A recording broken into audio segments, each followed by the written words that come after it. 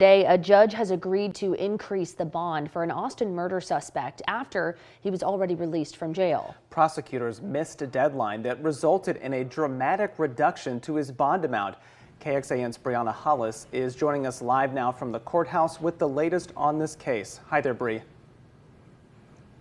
Hey, good morning, guys. So let's start with the trajectory of the bond in this situation. The suspect, Stephon Morson, first arrested in October. His initial bond was set at $800,000. That number went all the way down to just $100 this month. And that happened, as you mentioned, because prosecutors missed a 90-day deadline to secure an indictment. Now, today in court, after a lot of back and forth and frankly a lot of questions over who has the ultimate discretionary authority over this, a judge took what she called a conservative approach and raised that bond up to $100,000. The suspect, Morson, was taken back into custody. He would have to post 10% of that, or $10,000, to get back out. His attorney is frustrated by this, and he says the district attorney's office really dropped the ball in this case. The victim's family happy, at least for now, that Morson is back in custody.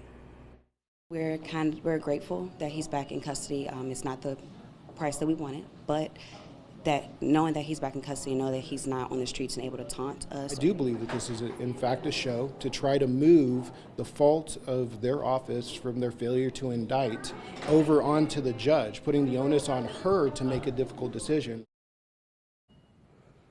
Now, the district attorney's office has not been forthcoming at this point on what exactly prompted prosecutors to miss that deadline, but we can assure you we're going to keep asking that question, really hoping to get an answer to that. And tonight at 5, we'll have more from the victim's family. Will, Avery.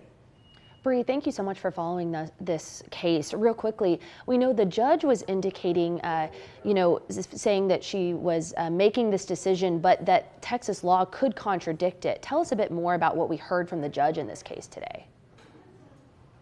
So one of the things she said that really stood out to me was at the very beginning, she said, I did not want to reduce the bond in this case, but state law says that a judge has to reduce a bond to an amount that the defendant can afford if that 90-day deadline is missed. And then here's where a lot of the confusion is. She mentioned that she's unsure of any case law. She didn't hear an argument convincing enough from the state or the defense over if she actually is able to increase this bond again, or if that negates that whole reason for the 90-day deadline as a whole. So her plan, as she mentioned in court, was to really leave that up to the appellate court, and the suspect's attorney does plan to file an appeal on that.